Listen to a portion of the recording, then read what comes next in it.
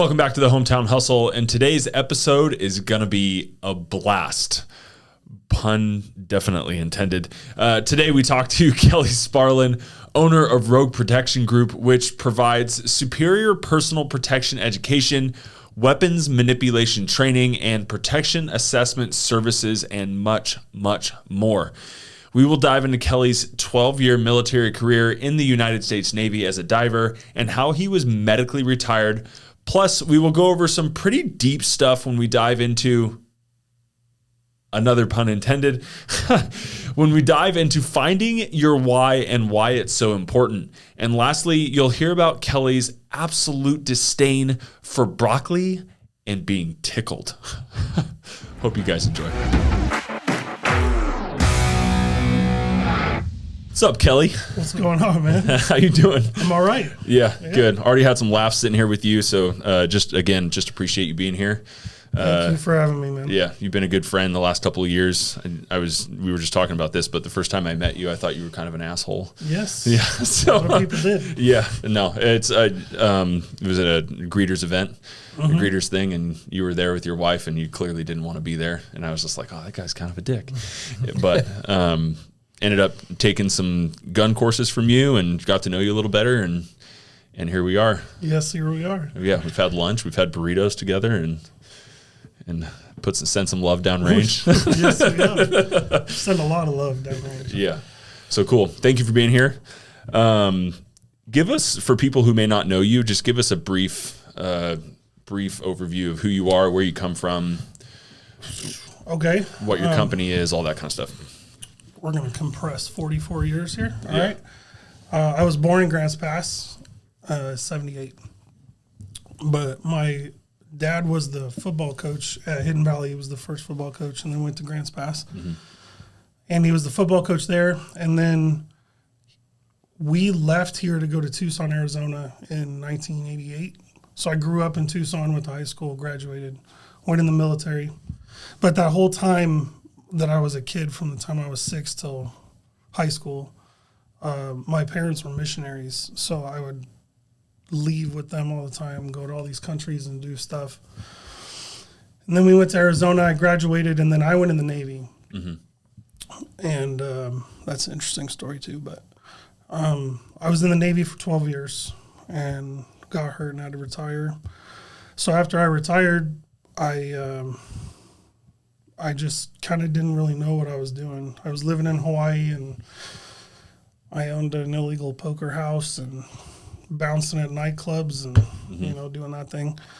And I was really having a hard time adjusting.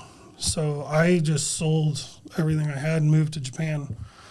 At that point, I had been training martial arts for, a while. Mm-hmm. And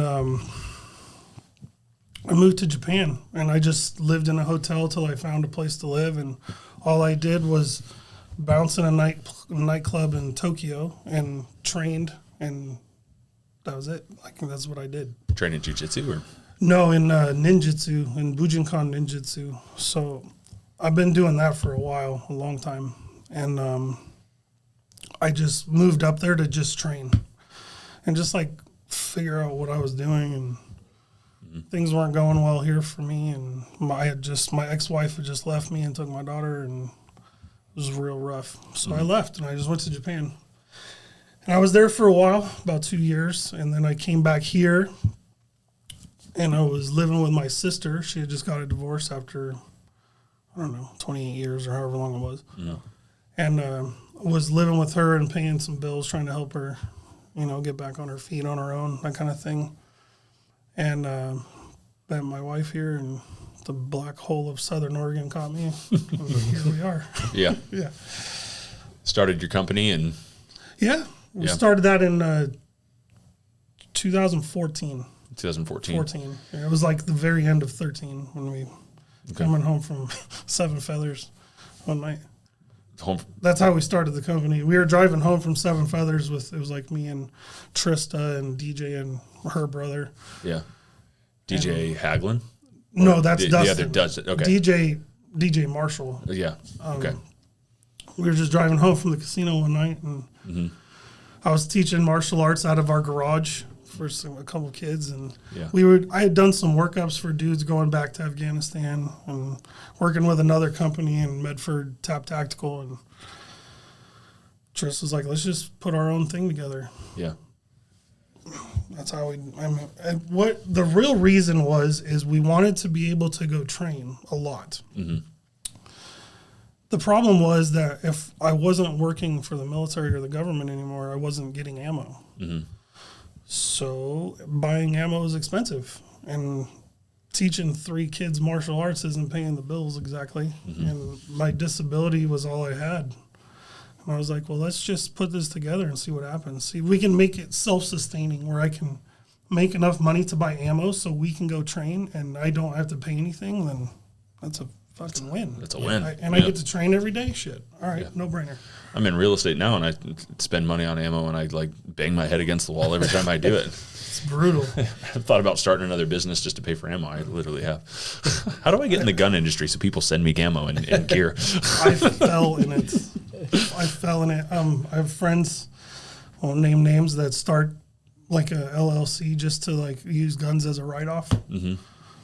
even though they don't do shit with them. Yeah. So, Yeah. And so what exactly, I have a good idea of what RPG does now, but what is RPG doing currently? well, we've really began to expand in different fields. Mm-hmm. So we started just teaching martial arts and like concealed carry mm-hmm. stuff and like some basic room clearing. And then where we're at now is we do armed and unarmed private security. So for the state of Oregon, we certify private security people. Mm-hmm. We teach military and law enforcement classes. We've developed for the state of Oregon, there's no law enforcement patrol rifle course. There's no instruction on that.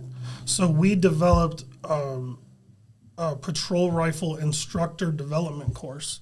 So we go to different departments around the state, and the people that are already their instructors, we teach them how to teach rifle mm-hmm. courses, and we let that out.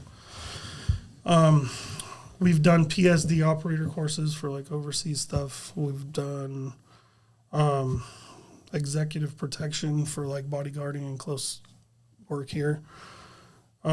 We have at one point we had over 30 some gun classes, all the different platforms: shotgun, pistol, rifle, precision rifle, anything you could really think of. But it started getting really overwhelming. So we backed off a little bit on the shooting portions. But my wife had just finished up with her master's in psychology, mm-hmm. and my background is physics and math. And I was really heavy into this situational awareness and like de-escalation communication, right? Like not getting in a fight. Right. And so I really started diving into that, like the science behind situational awareness, the science behind communication. And I was approaching it purely from my perspective, right? Like a science background and a guy that's traveled a lot with cultural experience.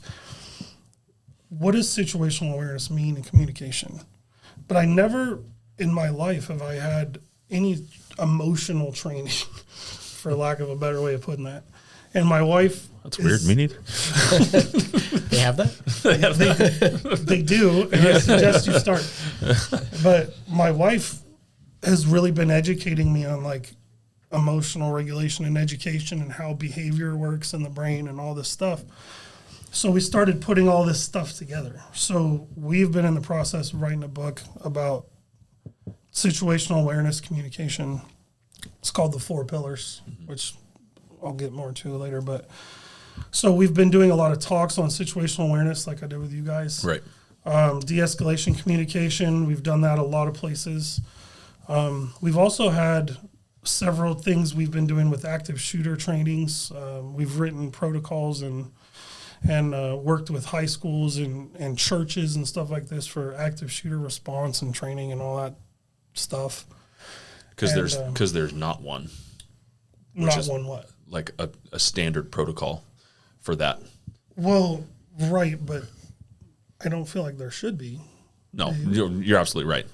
I guess what I'm saying is like there's a standard protocol for an earthquake or for fires or for that kind of like there's no like. So let me ask you a question about that then. Okay. If you were in an earthquake and the fault line from the earthquake occurred under your feet, does that matter? No.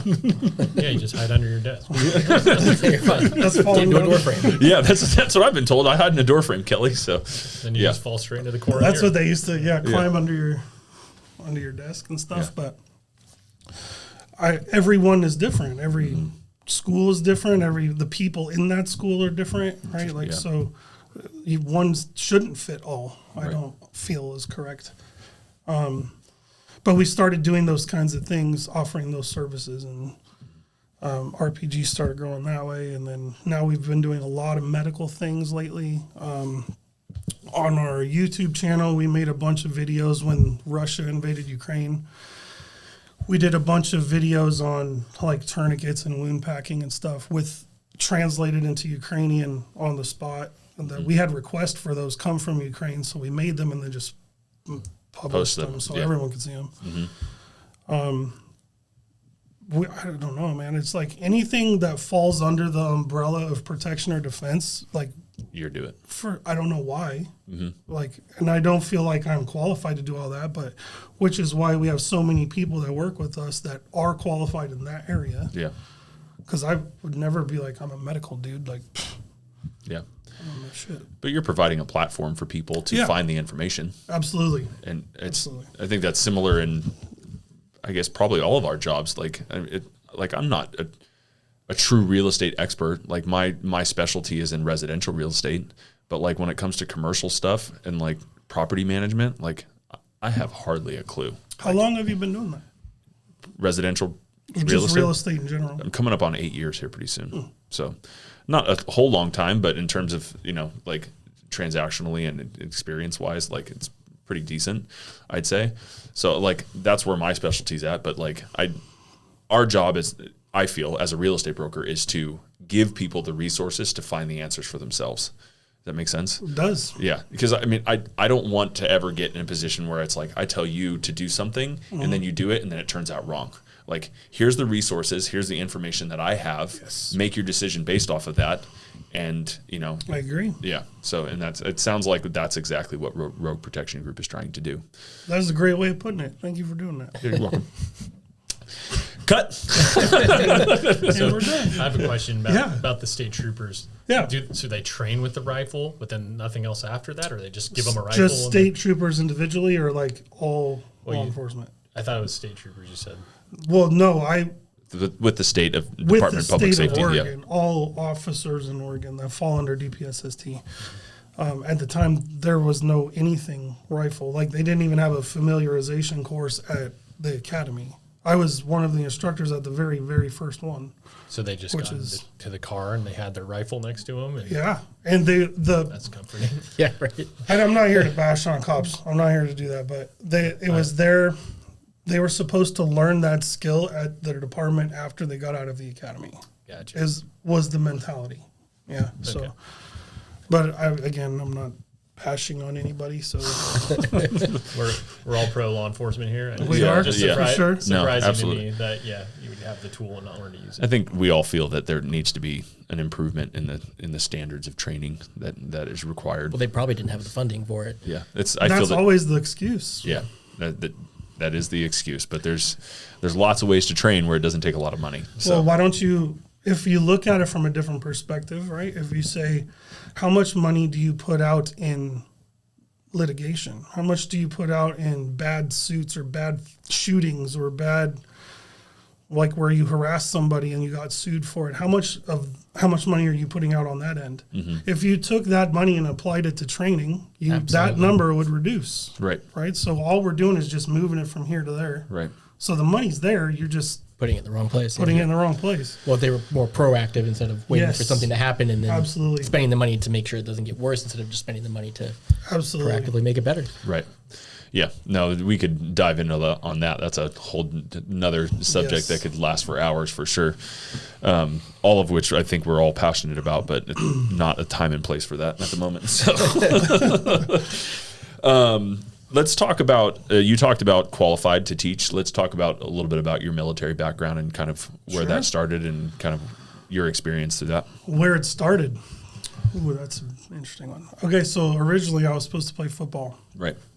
I was supposed to go to Colorado State, and my dad was my coach for most of my life. I mean, he was a football coach and a track coach.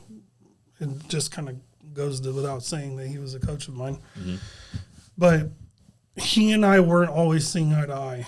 We had a really rough phase of our relationship at those points in time. Mm-hmm. And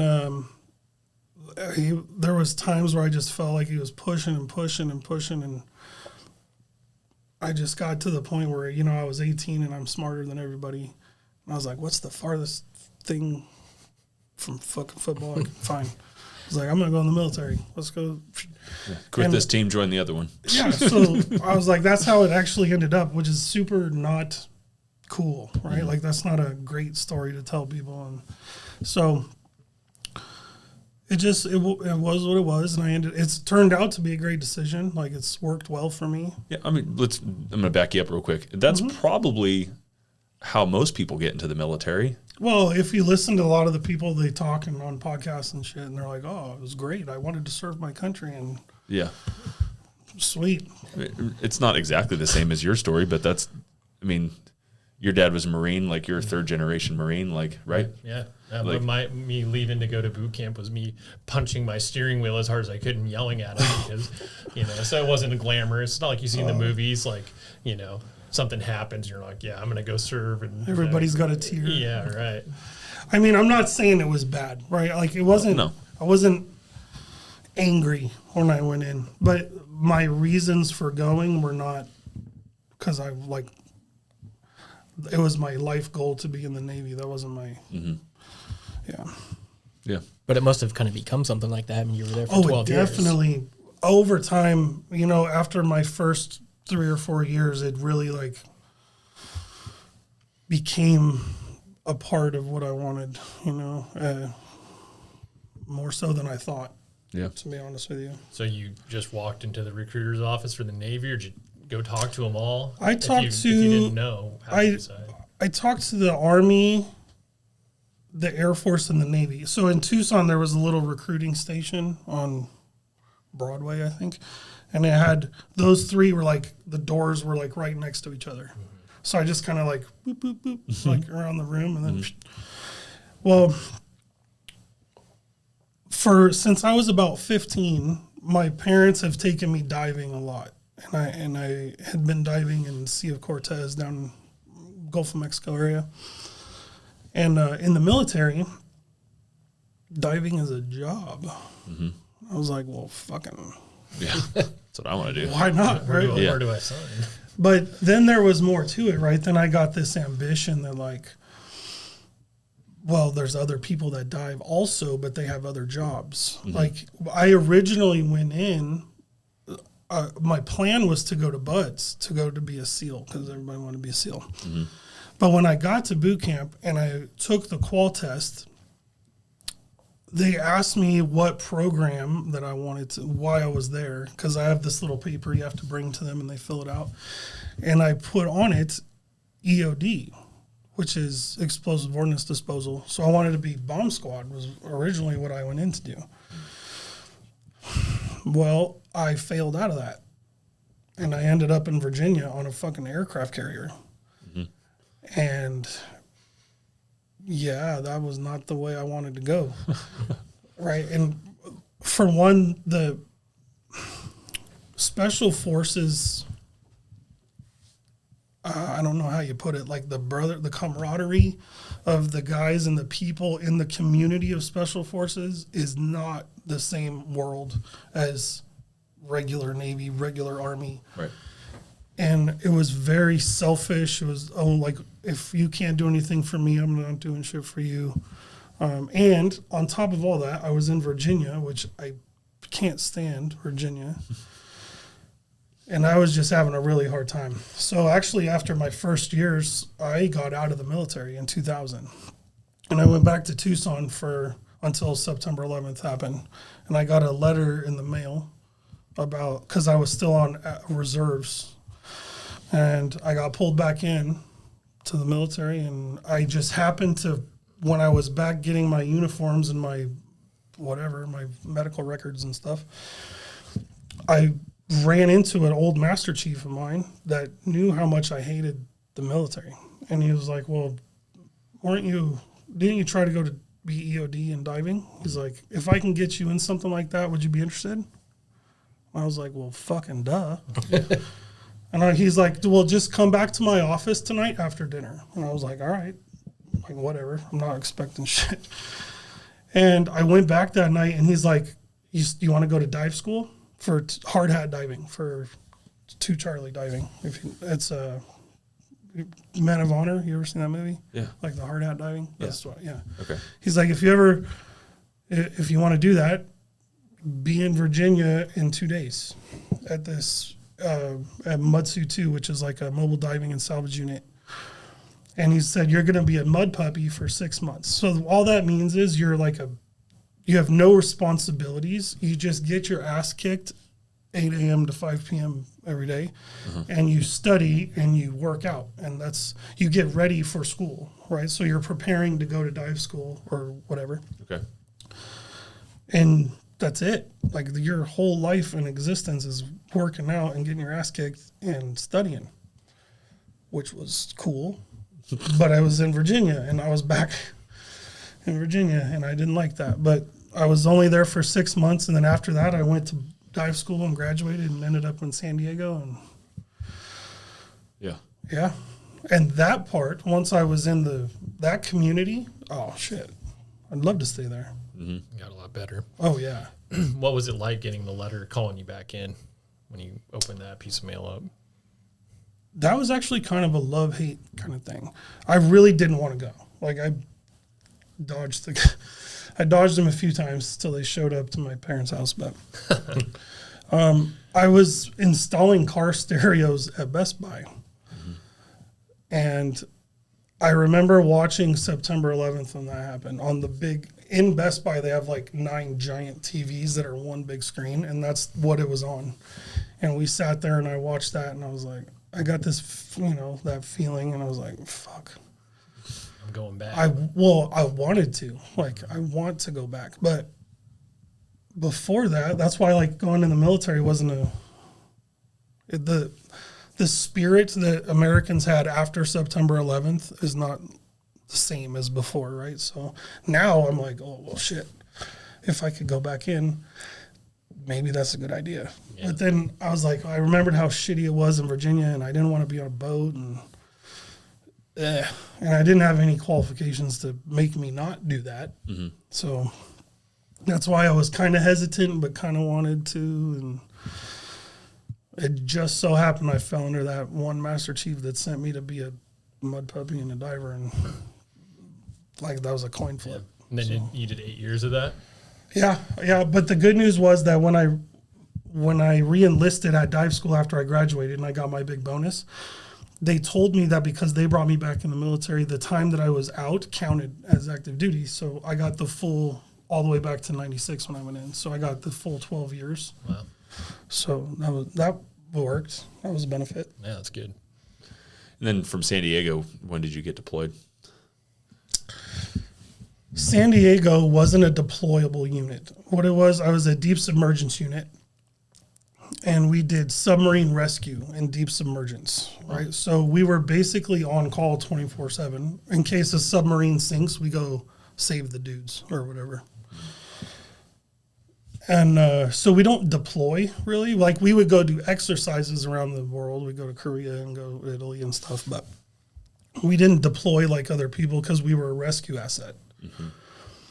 So I stayed in San Diego until, that? Then in 2006, went back to dive school, went to first class dive school, and then went to Hawaii for SEAL delivery team. What does that mean, SEAL delivery team?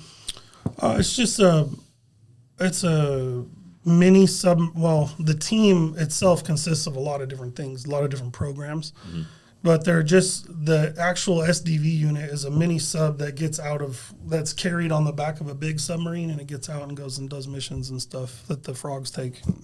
Interesting. And you're the driver. No, they're the driver. It's a wet sub, so it's flooded, and So you were one of the Navy SEALs. we were one of the divers. No, I was not a SEAL. Oh, yeah.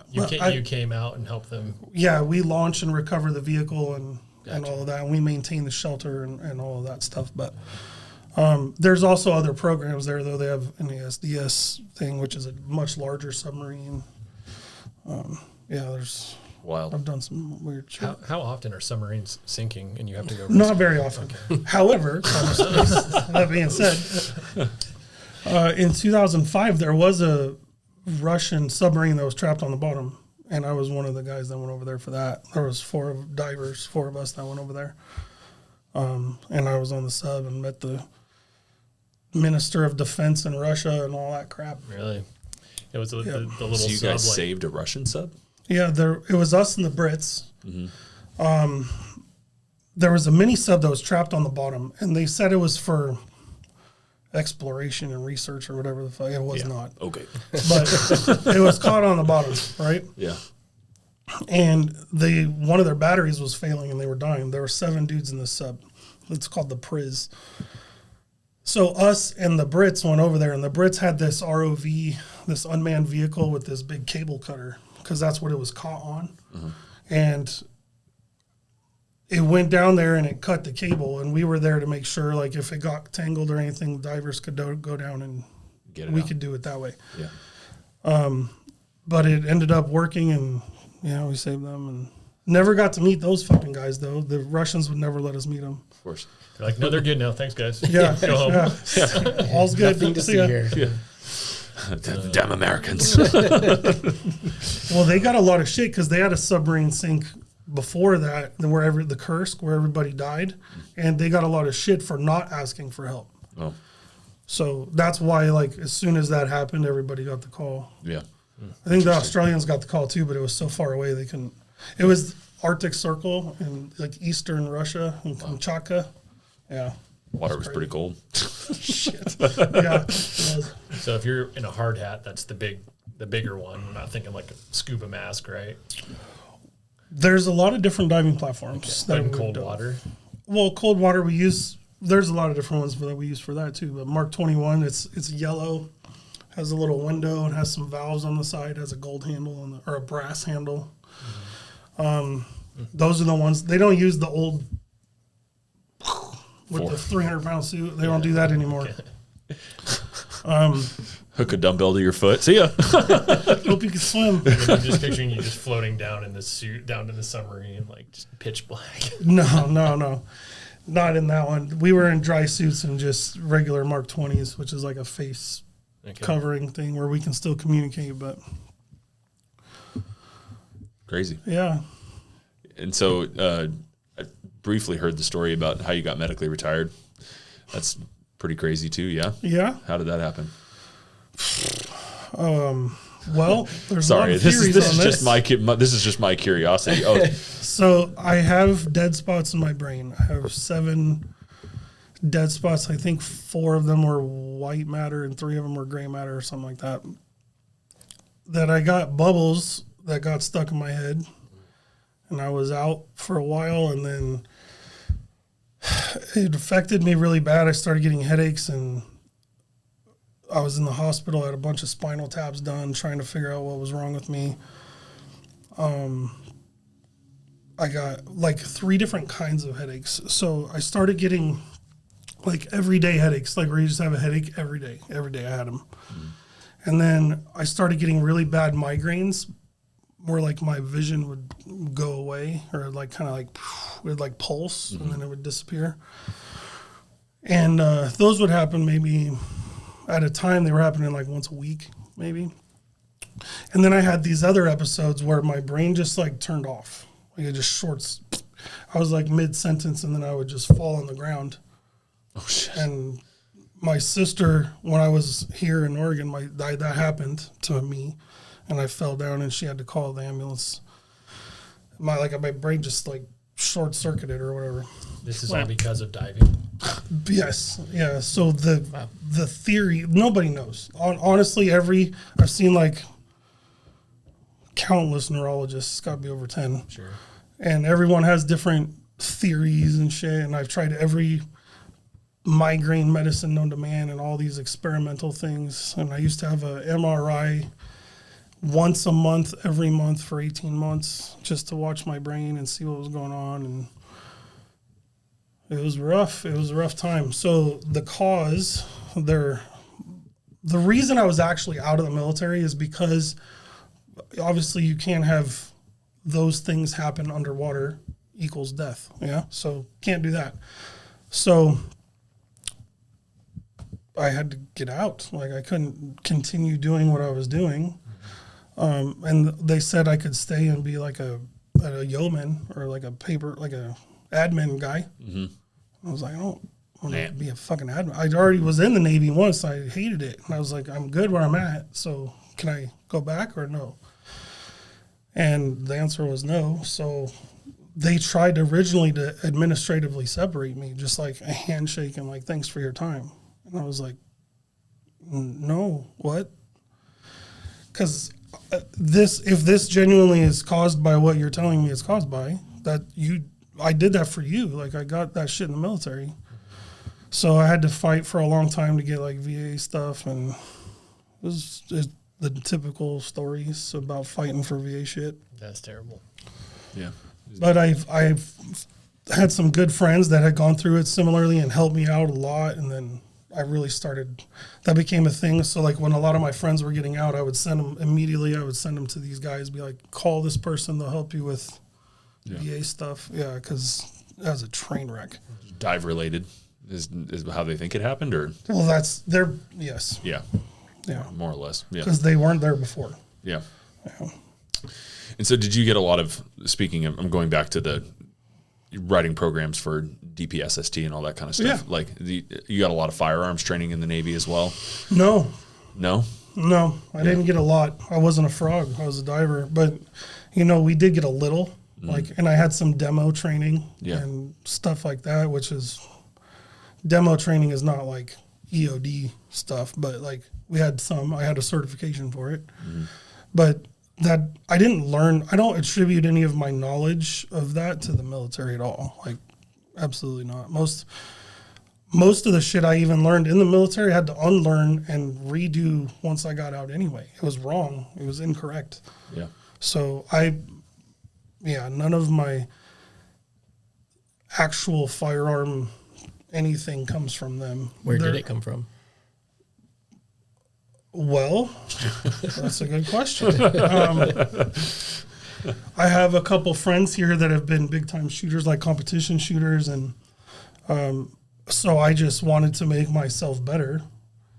And I started doing that. And then when I was at a class, I went to CRI, which is a counterterrorism school down in Vegas. I was down there and I met a couple guys that were really big in the firearm industry and like learning the correct way of doing this. And it was a really how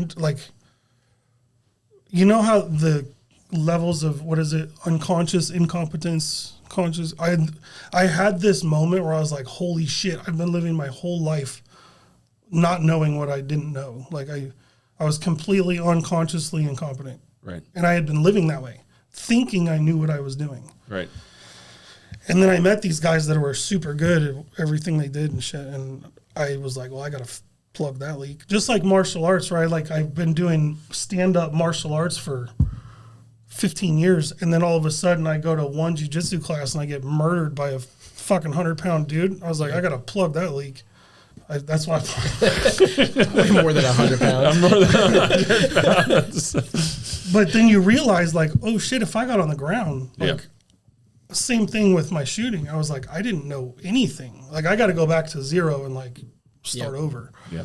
So that's what we started doing. And I just put the time in, I guess. I don't know. Yeah. I'm nowhere near the shooter that you are, but that's kind of how I felt about it a couple years ago. Like, hold on a second. Like, this is happening in the world right now. Like, this is something that I need to learn. Like, absolutely. Like pronto.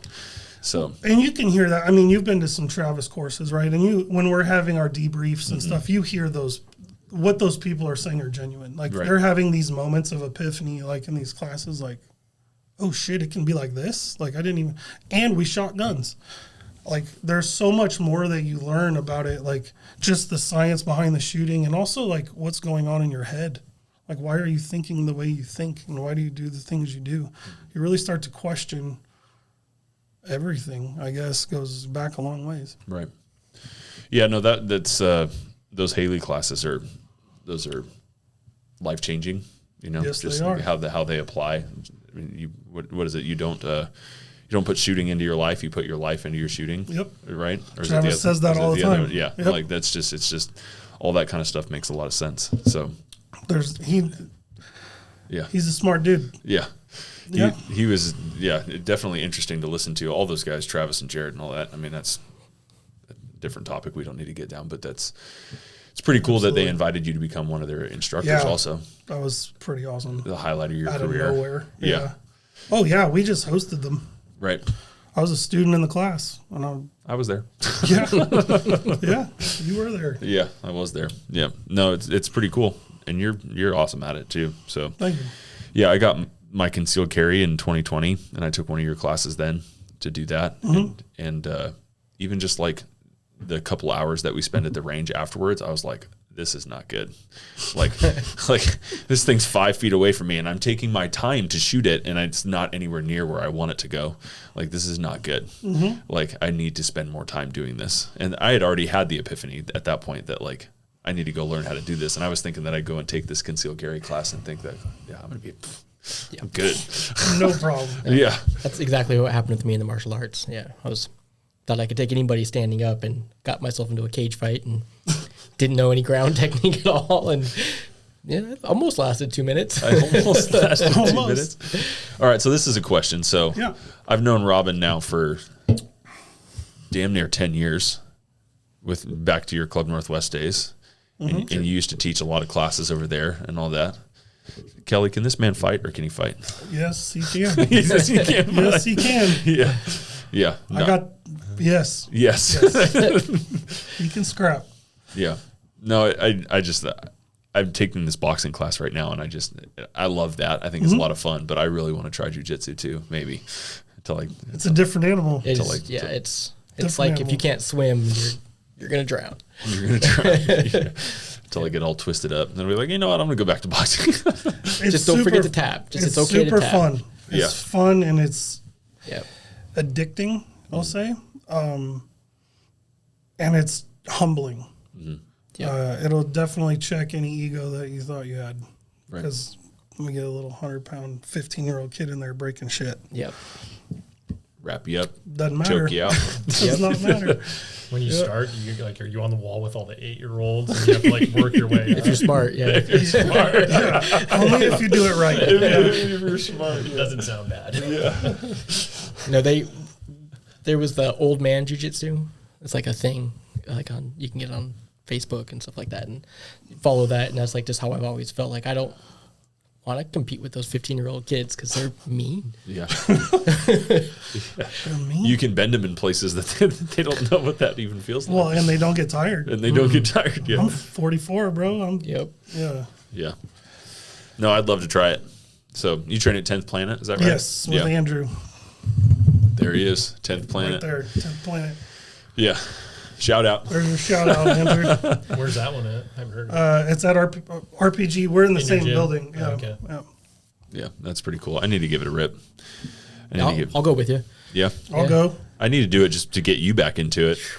We gotta get you back. Every time we talk, every time I see, I was like, I want to do it so bad. Yeah. But No, I'll get in there. You going to get in there, Lotto?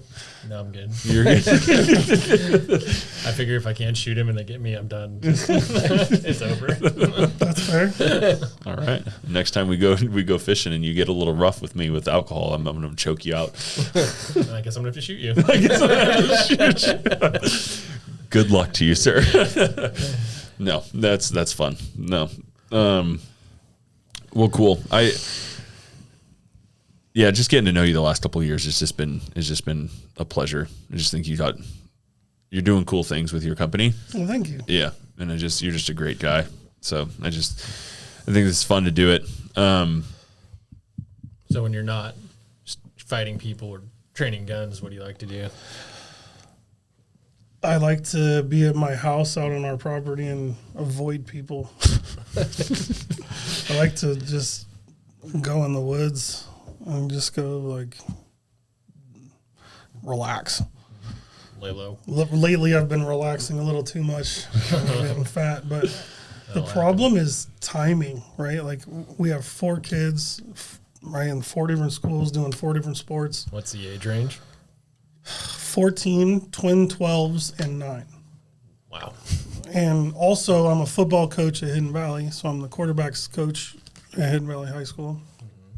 So when I am here, I'm doing that and teaching and a taxi service for the kids and Right. What position were you in football? quarterback. Okay. Yeah. I didn't realize high school sports needed like a quarterback coach. I thought there was like 2 coaches and they did it all. Oh, no. Well, like... That's why it wasn't my high school. No, not even in junior high now. Like, really, junior high is where they're building them. Like, and even since I would play, like now, even some of the peewee beginning junior high people, like there's some talent coming up, and they treat it differently. Like before, we would play football when it's football season, and we'd go shoot hoops when it's basketball season, and Now it's all year. now there are football players and there are basketball players and there are baseball players, but very few are crossing over because the level is becoming so much better at each one that it's in order to do both, you have to spend time on both, and it's hard to do that. Or just be a crazy athlete or something. Yeah, I mean, there are definitely those guys out there, but to actually compete on a good level at both, it's interesting. So Colorado State, as a quarterback, you were going to go? Yeah. Well, as obviously I had to try out for the position, but Okay. it wasn't just given to me. Okay. It's not like you were their hand-picked guy. No, Okay. no. But I got approved for the scholarship and everything, and yeah. And you can still throw it? I can confirm, yes. Oh, well, that's where I'm going with this. Okay. I want to see you guys throw footballs. 'Cause We've thrown. I want to see it now. Yeah, he brought a ball. Daniel's self-proclaimed quarterback He of, can throw. of all of our make-believe football games. He can throw. I was wondering if that's where you were going because I was going to try and go to the same thing. Well, I think Kelly might be better now that I'm hearing this. Kelly is better. Okay. Yeah, no, for sure. But I don't work here. Yeah, I don't work here. It's just a group thing. So okay. yeah, we have this group of friends, and we have this group chat, and he was trying to rile me up, but he's like, we should go play flag football and this and that, and Lawton's like, as soon as somebody said that, he's like, I call quarterback, just knowing that it would piss me off. That's awesome. It's like calling shotgun. Once you get it, Yeah. it's yours. Yeah. He knows damn well who's got a better arm. So it's yeah. Maybe. All right. So for my boy here, Lawton, Yeah. for somebody who is literally, I've never taken a lesson. Didn't play quarterback in high school. Like literally just played catch with my friends. How am I as a thrower for my guy here? You can be Arm honest. strength is very good. Form, medium okie dokie. But you have a good release and you have good arm strength. The problem is you would be a lot more powerful if you used your hips more. Yeah, the hips don't work. But again, yeah. I don't diagnose you. Like I need to Yeah. like film you and break you down and shit. But, Yeah. he's a great quarterback. I'd have you on my team. Fair enough. Yeah, these hips don't work though, bro. I think that was my problem with pitching too. Arm strength is fantastic, but it's just But it could be your stand. If you overstep, if you take too far of a big front step, it locks your hip out, so you can't rotate. yeah. It's being a rotational athlete, Mm-hmm. right? Like a pitchers and quarterbacks are rotational athletes. For sure. Tom House. Yeah. Tom Brady, Tom House. Tom You're House. a very analytical guy. Football, shooting. That's what you do. Physics. That's Yeah, what I do. yeah, physics. Yeah. I would imagine you still have to use your hips when you're doing your boxing. Like, Oh yeah, no, but like Very similar. anytime we have to move around the ring, I struggle. Like if I'm standing in place and I'm really just like hitting pads and you don't have to make me move my feet, I'm good. Like I can just rock that there's shit still all day. just a ton of hips though, and even in the pad work and that Yeah. staying still. I know, but that's what I'm saying about like my left hand is trash. Yeah, seriously. Like you know the sound like when you hit the pads, right? Like I hit the pad with my right hand, it sounds like a gun going off. I hit the pad with my left hand, it's like it's bad. So, but like the reason for it being is like being a baseball player, like this motion like, or like this is normal, like for the right side. So I do get like a little bit of that hip and that rotational thing. But when I have to go this way, nope. I'm similar. Yeah. Anytime that I have to take a right turn when I run, not good. Like it's only left turns. Like who's that? Ricky Bobby? No, it's Jeff Zoolander. Can't turn left. Yeah. Can't turn left. Yeah. You're not an ambi turner. Yeah. It's like I'm good for NASCAR. Another left turn. Track. Yeah. No, anytime I have to go right, it's not good. So anyway. All right. I want to touch on let's get back to it. I want to touch on first of all, where do you see yourself? I thought this is a really funny question because, or a funny answer to the question. So in the questionnaire that I send out, it's, one of the questions is, where do you see yourself in 5 years? You or your company see yourself in 5 to 10 years. And you wrote down closed or Fortune 500, either will work, which are two opposite ends of the spectrum. Elaborate on that a little bit. I don't care. I'm not in it for the business. Yeah. I don't care about it. I'm not in it for the money or the business. I'm in it to make the connections with students. Mm-hmm. That's why I'm here with you. Yeah. So I don't need a fucking business for that. Yeah. Yeah. And to buy the bullets. Well, yeah, but now my wife's got a job, so we're good. All right. Keep well, working, Trista. I think that's a great answer. I mean, I think that any successful company starts out like that, where they do it for all the right reasons. I hope. Yeah. I hope that's the case. Yeah. I'm not trying to do this whole thing, but I mean, it's like kind of the same reason why I started the team, because I wanted to be able to provide a kind of platform where people could learn how to make more money in real estate, and we could all support each other and go on vacations and have a life that we desire. So, I mean, that's kind of the why behind it all. It seems to be. So we'll see what happens. If you, one of those questions was, my answer was to, the advice that I give, I think, is what your question was. Yeah. It's what I say there? Yeah. What's the best piece of advice that someone has given you, or what advice would you give? What advice that I give people? Yeah. Is to understand your why. Right. Yep. If you don't have that, what the fuck are you doing anyway? Yeah. It gives you direction. Yeah. Yeah.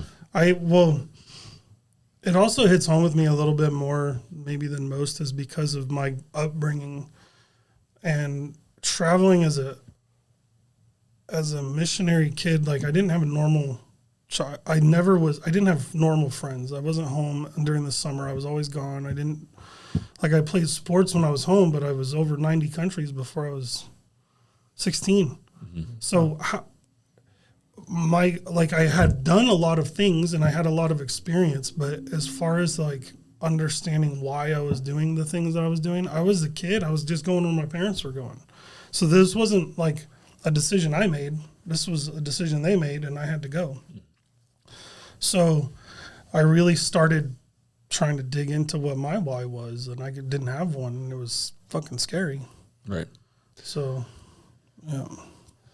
You feel like you have a solid why now? Definitely. How long have you had it for? My why changed twice that I can remember, in gigantic shifts, right? It's kind of like the direction your life is going is your why, right? That's your goal. But all of a sudden you get a new goal and your life shifts directions. That's because my why shifted. So my first one was in Japan. Figuring out what I wanted to do and where I wanted to go, and how to transition from being military to not military. That it was hard, and it was a hard pill to swallow. Mm-hmm. But then when I got married again here, and there's something that inside me that just I gotta be better not for me, for someone else. I got to be a better version of me for her.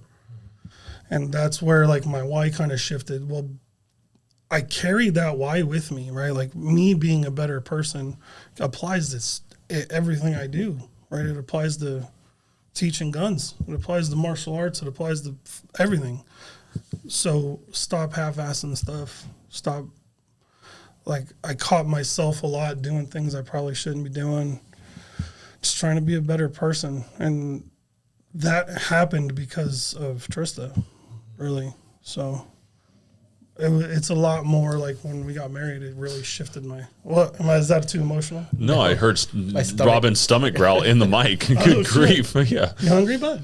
I'm fine. He doesn't eat anything. Of course he's hungry. Yeah. No, that's... Shannon really shifted the way that I think about, like, myself. Like, it's funny how it comes from women a lot. Do you have a why? After talking with Kelly, I'm not sure that mine is as clear as I thought it was. So, well, and even I know why I do what I do, and it's because I want to provide a life for my family that, like, I want to be an inspiration for them to be able, like, I want to provide that life so they can build a better future for our kids and our heritage down the road. Is that the problem? A lot of people say stuff like that, but their vision of that is monetary, right? Like, so they spend all their time trying to make money to make their life better instead of trying to, like, be a better human so I can help my family. You know what I mean? And I feel like I was caught up in that shit for a long time. And becoming a better person is such a deep topic. Like, it's something you can never accomplish, right? Like, I can never just get there one day and be like, I'm good. Like, I woke up today and I'm like, fucking, I made it. I'm the best me I'll ever be. So, Yeah, not gonna happen. but I want to benefit other people, and by doing that means I have to be a better me to help them. Right. That's kind of where I went with that. Yeah. Do you have one, Robin? A why? Oh, definitely. Yeah. Solid. Yeah. Okay. I found it years ago. Like, I didn't know I was even looking for it until you like, why am I doing this? What do I want? Why do I want to be better than everybody else? And a lot of that is definitely family, 100%. Like, I just want to be worthy. I feel like if I'm not the best me, then I might lose them, and that would be destructive.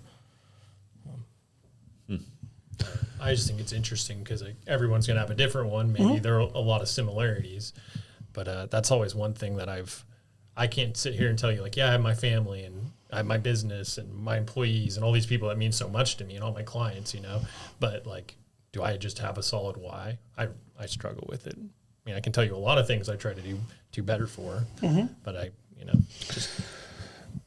This is obviously a super deep topic, right? And I feel like, to be honest with you, the reason a lot of guys don't have their why is because of this way that the culture is moving, right? The toxic masculinity and all that shit.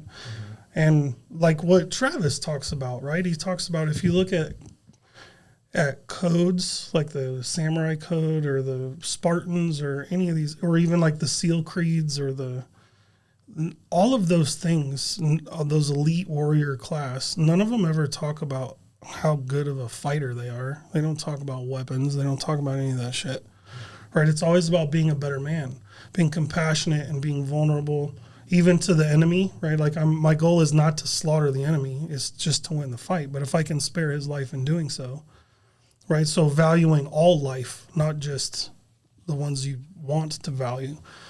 And, I feel like the culture is really pushing us away from that. And that's a big reason why a lot of dudes are just wandering around lost. So that's my 2 cents. I like it. Daniel's struggling. Damn it, Kelly. What I say? I need to ponder more shit now. Yeah, no, God, what an interesting topic. Something I need to dive into a little bit more. We all do. Yeah. I feel like I have a very clear vision of what I'm trying to do with the Buffalo home team, which is not like my wife and my family and my kids and the stuff that means so much to me. Like, I need to get clearer on what I'm trying to do with my family, I think. So this hometown hustle thing that you're doing here, are you doing that so that you're demonstrating to your family and your children that if you put your mind to something, you can go accomplish it? Or are you doing this just because you want to do some shit and talk to people? the hometown hustle thing is, I don't know if it's related to my family. I think it's more about, I mean, I want to be a good example, like, and I think that that's important for my kids and my family, but that's not, like, that isn't on the forefront of my mind when I'm thinking about this. What I'm trying to do with this is I'm trying to build a better understanding of the cool people that are in our community. And on the real estate sides, and why I started doing more real estate stuff on the podcast, is to help other real estate brokers and help the public understand a lot of misconceptions about the real estate industry. Like, it's to help other people. I mean, that's the point. I want to talk to the top industry professionals and be an inspiration for them, that they can be better and that there's more information out there to learn. And the same thing, like on the community side of the podcast, which is why you're here, is I want people to know that there are awesome people in our community that they can reach out to, not for necessarily gun stuff, but like, I wouldn't have had you on here if it was just all about protection and things like that. Like, I got to know you with these two, with the Haley classes and just having lunch and talking a lot. Like, you're an intellectual dude. Like, there's a lot of good shit that's going on up here in your head. And I think that that's important for people to know. Like, this guy isn't just some big tattooed, grumpy looking guy that can shoot guns. Like, he's a really intelligent guy, and you can reach out to him and he wants to help you. And so if there's something that you're looking for, if you're looking for martial arts, or you're looking for something like if he is a guy that you can relate to, then reach out. Like, that's kind of the purpose. I want people to know that there are awesome people in our community that they can reach out to in all forms and functions. Like, that's the idea behind the podcast, at least for where I'm trying to go with it. Anyway, that's good. That's a good why. Yep. Yeah, that's a good why. Yeah. So, however, on the family side, Shannon, if you're listening or watching, I got work to do. So, you still have a very young family. Yeah. Like, that's not an excuse. It is, actually, because it takes time. Like I didn't find my why when I had a young child. Like, I didn't know what I was doing. Like, especially with kids and family and how to be a husband or any of that kind of stuff. You're just surviving the night. Yeah. And then see what the next day brings, Right. because you're probably going to be doing the same And thing. it's just like kind of like a job, whether you work paycheck to paycheck or you actually have like a system in place where you have savings, investments, and stuff like that. To me, that's the same idea. And I feel like I've learned the hard way of where I thought I was going to where I actually want to be. Mm-hmm. And I think when you find out where you actually want to be, it's easy to know where and you're that's going. your inflection point. You change your why and you can keep going. Your motives change. Yeah, mine, I kind of got into mine. I'm lucky because I didn't rely on my business to survive, right? Like, we just did it because, like, I made enough money between us we could pay our bills and everything without RPG. We just did it because we wanted to. And Trista was working with me. So it was still a part of my family why, but there wasn't so much pressure, right? Like, I wasn't, if RPG failed tomorrow, I am no different than I am now. Closed to Fortune 500. That's it, right? Yeah. So if my family life is stable and I know, like, where my next meal is coming from, the pressure isn't on there, right? So I used it in a different way to, like, motivate myself, I guess, is kind of where I went with that. Yeah. Yeah. It's never been, and Robin can attest to this too, like, my desires and my drive has never been money related. Mm-hmm. Like, it's always about just bettering what we're doing. Like, I get inspired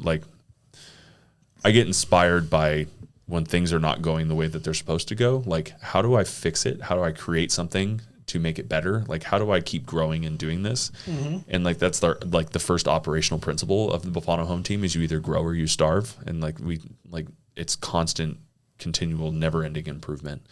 And so that's what I get excited about, is just like learning and growing and trying to get better and doing all that kind of stuff. Then sales is a great career for you. Yeah. Well, it's a big reason why I'm on the team for sure, is because it's never been about what can you do for me? What can you do for me?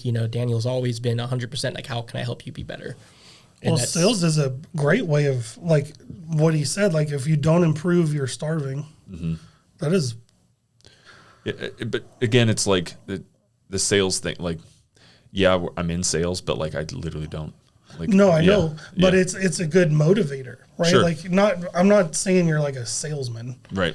but you sell yourself, you sell a service, I'm not a whore, people. and you get, but you get money for that.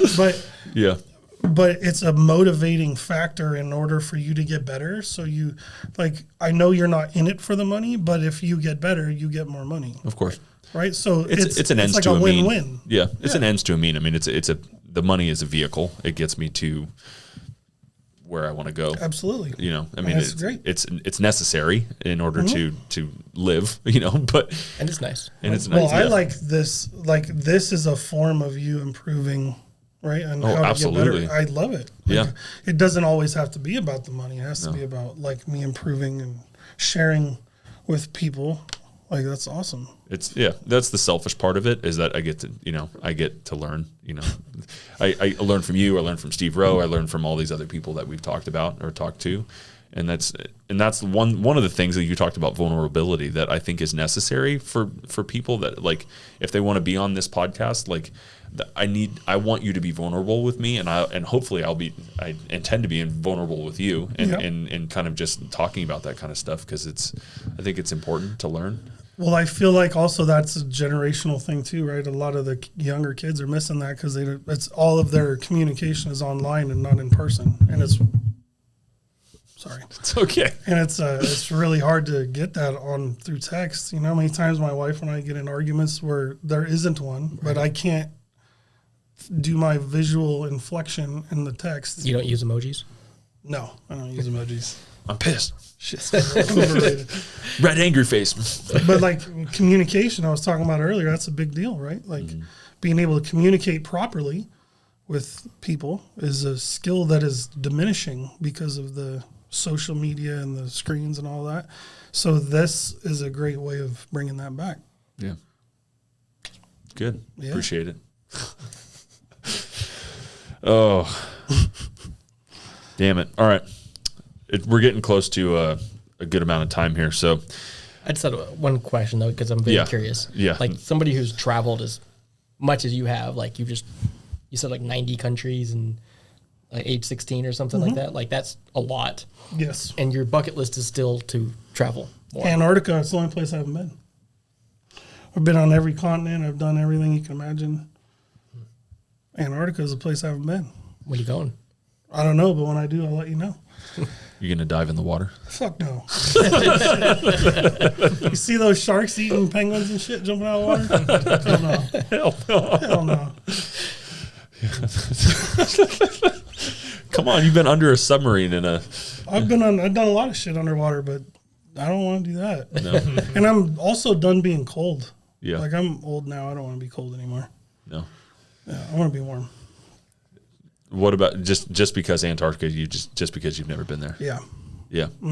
Because if I go there, then I can say I've been. There's literally nowhere I haven't been. Yeah. Yeah. That's pretty cool. Just get float up, get off real quick, get back on the boat. Like, Gets a handful of ice. Put it in a yeah, cup. didn't get cold. Snow here. cone. Yeah, put it in a cup. And when you get home, it's just water. You gotta- yeah. It's the Antarctic Antarctica water. Yeah, that's right. Yeah. All right. So I have a funny story to tell you. So one of the things that you talked about in the questionnaire was that one thing that people don't know about you is that you're ticklish. So now people know. Now they know. No, I'm not going to tickle you. So in 2008, I played baseball in college, and I played in summer ball in Virginia, of all places. You know, how much you talk about how much you hate Virginia. I actually like Virginia.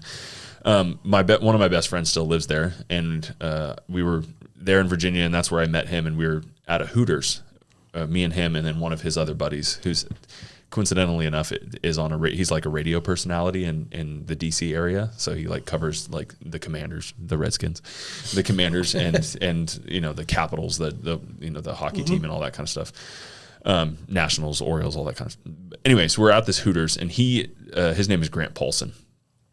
Very funny dude. Paulson. Grant Paulson. Yeah, he's my age, and he was on like David Letterman when he was like 10 years old or something, because he used to do like NFL Pick'em, and he would like pick the games, and he was so right all the time that he like was on Letterman, and he always wanted to be a sports broadcaster. And so that's sweet. ever since he was a kid, and so that's what he does. He like covers the games, and he's in press, but he has a show on 105.7 The Fan or something like that in DC, and it's like during the drive home hour. So he's like a big sports talk personality in that area. Yeah, so cool. Great job. Yeah. Anyway, so I'm at Hooters with my buddy Joey and his best friend Grant, and we're in the Hooters, and our waitress is looking pretty good, right? As they do at As they do that Hooters. And Not the ones I've been to. Lawton's from Klamath. Don't go to the Hooters in Klamath. Wish they had one. Wish they had one. Anyway, so back in those days, I was quite the ladies' man. You know, flirt with just about anything that had two legs, right? All right. And so I'm flirting with her, and I'm like trying to get her number and like this and that. And I'm like probably 21, 22 years old. And so that she's at the table, and you know, I'm spitting game at her, and Grant goes, "Hey, did you check the weather for tomorrow?" And I'm like, "No." He's like, "There's a 90% chance of a tickle storm," and he like goes and starts, and he's literally full on like tickling me as hard as he can, and I am also ticklish, and I am squirming at the table, like literally falling out of my chair, while this girl is laughing hysterically at me as I'm getting tickled by another grown man. Damn, so, that sucks. yeah. It's like a nightmare for me. But did it work? Most chicks like funny guys, so I did get her number. However, you go. we were texting back and forth, and it never turned into anything. So yeah. Anyway, but she did give me her number. So damn, dude, that's like I would hate that. yeah. You just drop him. My wife gets me sometimes like I've I've taught my wife just enough jujitsu to like know how to hold me down where I can't fight back and pin my back arm and stuff, and she'll She does it, huh? yes. That's funny because that's how my wife gets out of when I try to use jujitsu on her. She tickles me. Yeah. Yep. Yeah. My wife is uncontrollably ticklish. Like you try to tickle her and she literally will start flailing. Like I've gotten kicked in the jaw before trying to tickle her because she literally has no control. She'll like kick me in the face and then be like, "I'm so sorry. I don't have," like she literally just starts going. Yeah. I'm glad I don't do that. I'm glad I don't. I want to know, now that we mentioned this, I want to know the science behind being tickled. Why that just like overrides everything that's going on in your brain. Yeah, you just can't It uncontrollably. does not matter. Like, But I don't think it actually works in that full on like fight or flight emotional. Like when you're actually in that, I think you can get tickled and you don't feel it. oh, for sure. I'm sure there are times just like pain and stuff is selective for the most part. Like if you're on an adrenaline dump, but what brain circuits are we using to tickle and just override like? Yeah, I've heard it's the same as pain perception. It might be. Yeah. And I also heard like you can't be tickled by something you're not like afraid of. Like it's an emotional, like you have to have like a little bit of fear of What's tickling Of you? pissing yourself. you. Yeah. Are you scared of me? No. Come here, big boy. Let's see. let's test this theory. All I'm saying is I hope you can fight better than me. Because if you start tickling me, I'm going to win that fight. I know this is not true. So I'm going to try to win that somehow. I've seen Travis Haley say that he wouldn't get in a fight with you, so I'm good. I think I'm good with that for sure. That's why I train right there. That's my why. Because I don't want to be fucking tickled. That's my why. Well, if I start rolling jujitsu and I start tickling you one of these days, I'm going to get the hurt, aren't I? Dude, we got a guy, Haven. Sorry, Haven. He's super fucking ticklish, man. Super. Yeah, but he's get him pinned and you savage, start going. though. Like, that kid is. he's talk about the 150-pound 18-year-old child who will murder rip you apart. Yeah. Yes. So crazy. you just got to tickle him, bro. Yeah. That's it. That's your only escape. Just got to get before he breaks everything. Yeah, I don't know if I want to roll around with these 15-year-olds. That sounds dangerous. Well, he's 21 now. Is he Even worse. for real? It's like man strength, and then also they don't get tired. No, he's in very good shape. Yeah. Are there rules against that in like a sanctioned fight? tickling? I have never seen a rule. Like fish hooking What if and like eyeballs his and- opponent sees this and they're like, okay. I've never like seen anything in writing that says you can't tickle. I'm thinking about like a UFC fight. Like they're just brawling and this guy's about to lose and he just reaches back, gets under his armpit. I don't think it would work. I think that I don't think it would work either. Because In you're- that situation, I don't think it would work. Because there's too much adrenaline. But Yeah, like, like you know, you- like a little hometown tournament, right? Like we're just Maybe. rolling and whoever wins, wins. Yeah. But if I start tickling, I've never seen it in writing where you can't. Yeah. Like the ref would just be like, I don't know. I don't Illegal tickling? Yeah. Like, is that a thing? know. I don't know why this makes me so happy. Gosh, that's really funny. Well, shoot, Kelly. What's up? I you want can do to. nerves, like right. Pressure points are okay. Isn't that kind of the same thing? I guess. I mean, Seems you similar. can try some of that shit, I suppose. I've never seen it really work that well. I mean, it'll just to get to move and improve in a position, maybe, but like to submit that dim mock shit. Sorry, I'm sorry. I don't know what that is. It's The, like the death touch. the McDojo stuff. Yeah. Death touch. I don't know. I'm not going down that road. That's Yeah. Death touch. I could think about someone. If Lawton touched me in a place, in a certain place, I know I might die. that's it. I'm good. And that's the end of this. Is that the death touch? I got it right here. Liquid death. That's right. Murder your thirst, people. Those are good, by the way. They are so good. This is the story behind this company is just really cool. Should get them to sponsor your podcast. You know, Nevesky tried to do some stuff on social media to try and get their attention, and they didn't even budget at it at No? all. Oh, okay. No, but obviously Nevesky sells chainsaw rifles. That's like their new thing, and so the Mango chainsaw, you'd think that they would want to like partner with them on something like that, but I don't know. Yeah, It's a fickle world. yeah. No, I've heard that this company is like a $700 million company, and Really? the idea Oh, behind shit. it was that According to Ryan Serhant, yeah. Ryan Serhant, he's like the $1 million broker in New York City. He's like the most famous real estate broker in the world. But anyway, he does like this stuff on business where he talks about these different companies, and he talked about Liquid Death, and he said it's like a $700 million company. And the story behind how he started the company, the guy, not Ryan Serhant, but how the guy started the company was that he used to go to a lot of like concerts, like punk and rock concerts and all this kind of stuff. And they were all sponsored by like Rockstar and Monster and things like that. But if you see the bands behind stage, they're all drinking water.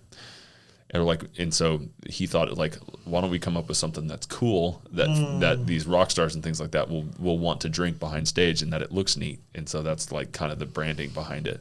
That's why there's like a melting skull and all that kind of That's stuff. really smart. Yeah. And so, and then he's partnered with like a lot of like big bands and things like that. And so that's why they're a $700 million company. That's why they're not looking at us. That's right. Yeah. The Hometown Hustle podcast, all 137 followers on YouTube. No, thank you.